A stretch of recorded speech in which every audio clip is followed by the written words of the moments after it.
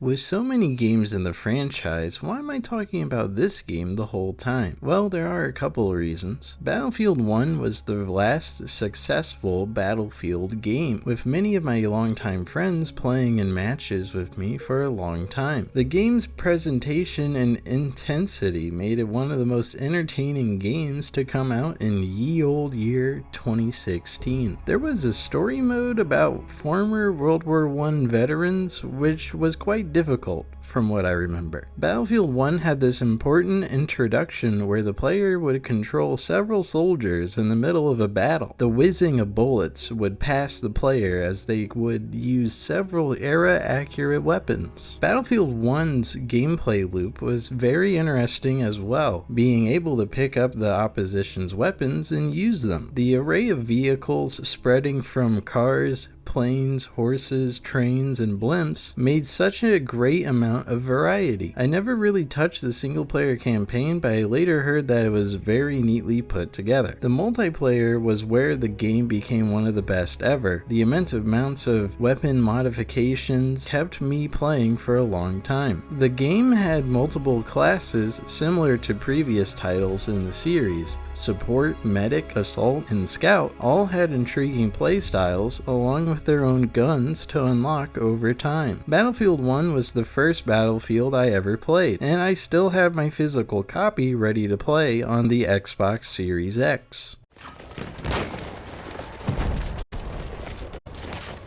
The support class was what I would play the most in the game's heyday. This class had the ability to throw extra ammo to those around them. Some of the weapons for this class were amazing, with the Lewis gun low weight being the weapon I used the most out of every gun in the game. The spongy gameplay of laying down heavy fire on the enemy made the class an instant favorite for me. The throwable ammo made the loop very fun, with a sense of urgency to help your teammates. For a long time, me and my friends would play separate classes, leading to myself being support for many matches. The art of spacing the battlefield made the support class most similar to the medic from Team Fortress 2, pairing with a heavy. Support players were able to cover fire with guns like the M1909, Madsen MG, Bar M1918, along with many other guns. The players for this class would be in the center of the action, running as quickly as possible to provide cover fire. Personally, my favorite, the support class in Battlefield 1, was incredible to play as. The medic class was very interesting, with those who selected it having to deal with a lot of stress. Medic rifles were very fun to use, with the range being a little better than average. This class had the ability to throw medic packs to teammates with low health. Additionally, there was equipment to revive dead teammates. Running around no man's land yelling boop and poke to revive others, medic was exciting in all sections. Depending on the game mode, your squad could be filled with multiple medics, with the intent to keep you alive as much as possible. Some of the weapons players used include the Rigotti, Selbladder, Mondragon, and auto-loading guns. If you had the needle in your equipment, there would be a pop-up to show you where downed friendlies were located. Also, medics could throw packs on themselves to restore lost health. If you want a fun gameplay loop, medic is in the top tier. Assault was my least used class, with the gameplay being a little on the basic side. This class was able to throw dynamite as their specialty, causing the opposition to fly around in mid-air as a result. They also had the opportunity to use an AT rocket gun to blow up vehicles. Assault mostly used SMGs and shotguns, but their weapons were kind of bad in all regards. I was never really interested in the gameplay loop, so I barely ever used the class. Some of the weapons Assault players would use include the Model 10A, M97 trench gun, MP18, Automatico M1918, and 12-gauge automatic shotguns. The XP rates on Assault were also kind of slow as well, especially in comparison to Scout and Medic. The discrepancy between these ratios also added to the popularity swaying away from the Assault class. Balancing may be an issue in this regard, but Assault was most likely the most accurate representation of a soldier in World War I. For the sniping fanatics, Scout was amazing. Depending on the attachments, Scout rifles were amazing to use against the opposition. If you wanted to bunker down hundreds of meters away and fire off rounds, use Scout. With the additional aid of traps and flare pistols, Scout had an impressive gameplay loop. The patience required to get kills from far out was needed. You can also shoot drivers and pilots with ease. Horsemen had issues with Scouts sometimes, depending on how lethal their rounds are. Battlefield 1 was very interesting to play as Scout, with multiple people in every squad being the class. Some weapons Scout players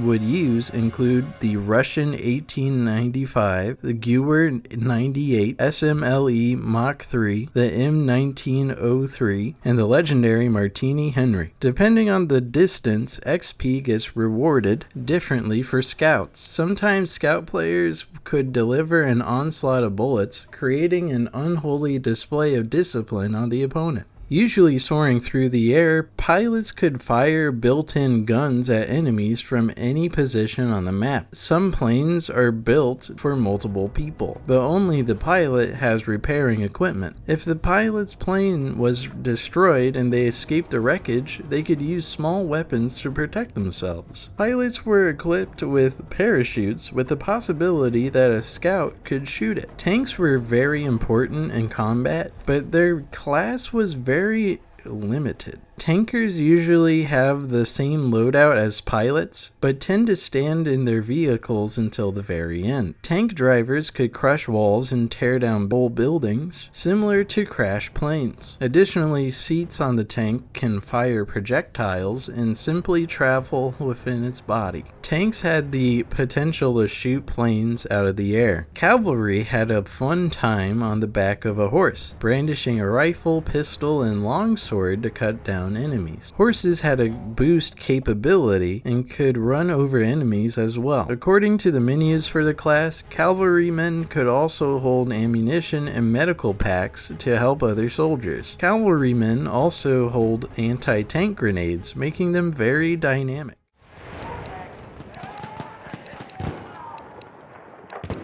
There were also several attachments for each weapon, like scopes and bayonets. Bayonets were one of the main features of the game, with the player running their rifles directly into the opposition's chest. Guns can have scopes and special magnifications depending on the classes. All guns had skins, leading to more of an interest in battle packs. There were several melee options spanning from generic knives to maces and shovels. Melee speed in Battlefield 1 was pretty decent, with those weapons being used typically when in a tight spot when low on ammo. In future DLCs, more melee weapons were added, including axes, sickles, and swords. Most of these have skins to unlock in battle packs as well. The amount of gadgets that classes can use differs between them. For example, medics could use grenade launcher attachments for their weapons by selecting the frag gadgets. Gadgets can be very important, with the assault class's AA rocket gun being able to shoot down aircrafts. Most gadgets added to the gameplay, creating more interesting interactions between both sides of the battles. Squads consisted of 5 players, with the leader being able to select tasks for others. Depending on the situation, other members of squads can spawn on each other after dying. Platoons were the old way of making groups of players outside of games. Platoon members could rent servers to play on privately, with an added price for each month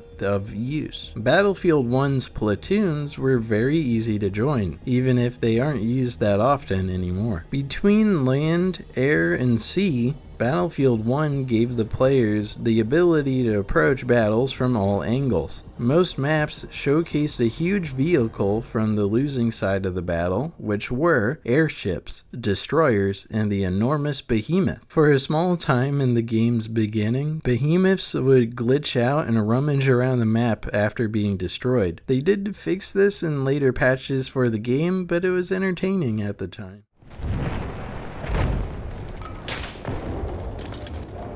Battle packs were earned over time, sometimes being able to be bought with war bonds. War bonds would be earned throughout the game, depending on how effective the player was during the battle. Battle packs just give out skins to players. There was no incentive to buy a battle pass in this game. These crates can be a nightmare for some, mostly giving out common skins. You could also buy individual packs with money, but DICE never shoved it down the players' throats. There are multiple DLCs known as expansions for the game. Most of them were released to reveal more maps for the multiplayer, along with several skins for weapons. The DLC Year Pass was labeled as Battlefield Premium and allowed players to interact with the game's DLC on day one of their release. Usually DLC packages are less than impressive, but these maps were sprawled across all of the game modes for multiplayer.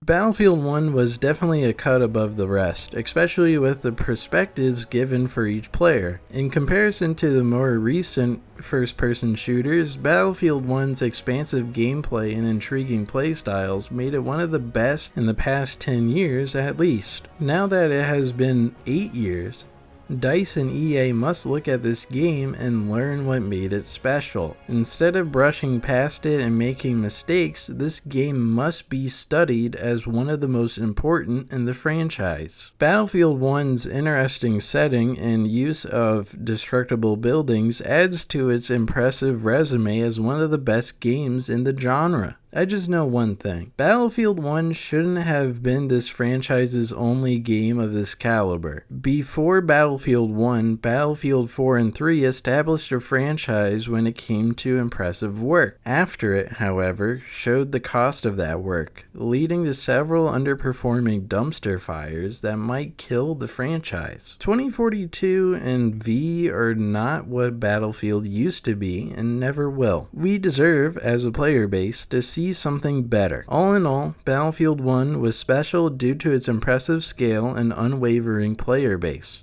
creating an atmosphere and gameplay loop that many competitors strived for. Thanks for watching this video.